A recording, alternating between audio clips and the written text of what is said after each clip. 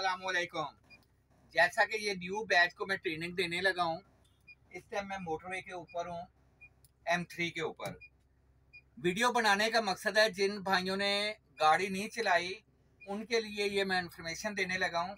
जैसे ये मेरे कैप्टन भाई ने ये सीट बेल्ट बिल्कुल ढीला रखा हुआ है, ये बिल्कुल ढीला नहीं होना चाहिए। इसका मकसद है कि फुल टाइट होना चाहिए, ठीक है। ये सीट बेल्ट जो है ना बिल्कुल टाइट होना चाहिए। और उसके बाद ये क्लच देख रहे हैं आप, ये गाड़ी का क्लच है। ये कैप्टन भाई का मैं पाँव उठा के क्लच के ऊपर रखने लगा हूँ। कुछ भाई यहाँ पे पाँव रखते हैं और यहाँ पे अगला उंगलियां जो हैं यहाँ पे आ जाती हैं, क्लच सही नहीं दबा जाता। जैसे यहाँ पे इस तरह कभी नहीं रखना, क्लच के ऊपर आपने पाँव इस तरह रखना है। ये क्लच दबाएं जी, और इसको इसी तरह ही एड़ी नहीं उठानी, इसी तरह ही ऊपर उठाते आना है।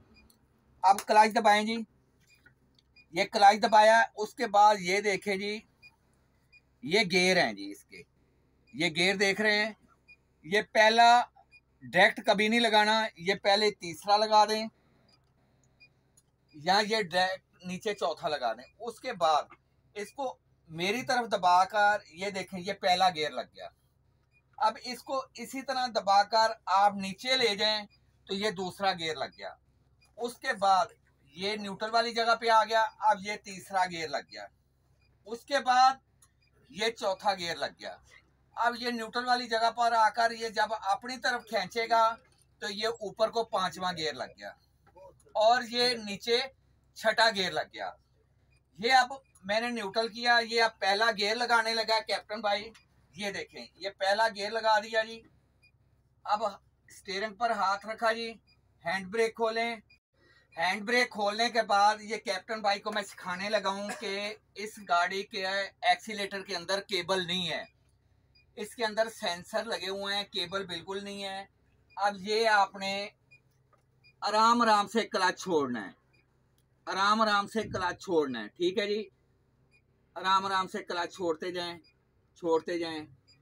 ये मेरे प्यारे कैप्टन भाई ने ये अब मोटरवे के ऊपर गाड़ी जा रही है, आराम से क्लच छोड़ा। ये पाँव क्लच के ऊपर नहीं रखना, आपने नीचे रख लेना। अब दोबारा क्लच दबाएं, ये दोबारा क्लच दबाया और ये दूसरा गियर लग गया।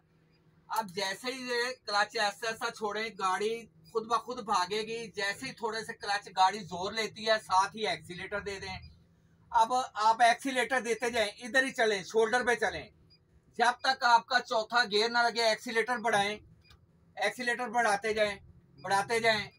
1500 आरपीएम पर आपने तीसरा गियर लगाना है। जाने दें, शाबाश शाबाश। 1500 आरपीएम पर स्पीड बढ़ाते जाएं, बढ़ाते जाएं। अब 1500 आरपीएम आपका हो गया है। पहले आपने क्लच दबाना है, पहले आराम से क्लच दबाएं, एक्सीलेटर से पाँव उठा लें। अब तीसरा गियर लगाएं, फिर आराम से क्लच छोड़ें और एक्सीलेटर देते जाएं, दें स्पीड। जब आप पहले क्लच दबाएंगे, अगर एक्सीलेटर पहले छोड़ देंगे तो आपकी गाड़ी झटका ले जाएगी। अब स्पीड बढ़ाते जाएं, 1500 आरपीएम करें आप, 1500 आरपीएम करें, शाबाश। इसी साइड पे रहें, शोल्डर पे रहें। अब पहले क्लच दबाएं, पहले क्लच दबाएं, एक्सीलेटर से पाँव उठाएं। अब चौथा गियर लगाएं। अब राइट साइड का साइड व्यू मिरर देखें, पीछे कोई चीज आ रही है या नहीं आ रही। नीचे अंदाज में गाड़ी लेकर आए और यकदम गाड़ी पीछे से जो गाड़ियां आ रही हैं, अगर आप स्लो होंगे तो फर्स्ट लेन में आएंगे तो आपका एक्सीडेंट हो सकता है। जब तक आपका चौथा गियर ना लगे तो आप फर्स्ट लेन में ना आए। और जिस जगह पे हम गाड़ी चला रहे हैं इसको हम लेन बोलते हैं।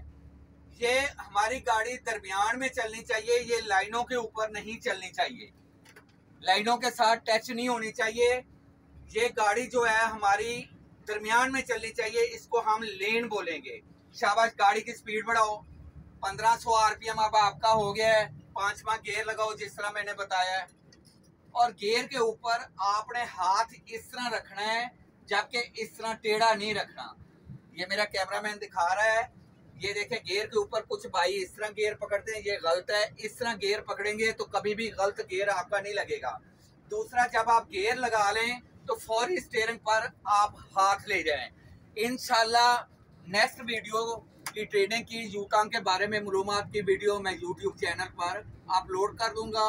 दुआओं में याद रखना। बाकी मेरे चैनल को सब्सक्राइब करें, लाइक करें। शुक्रिया।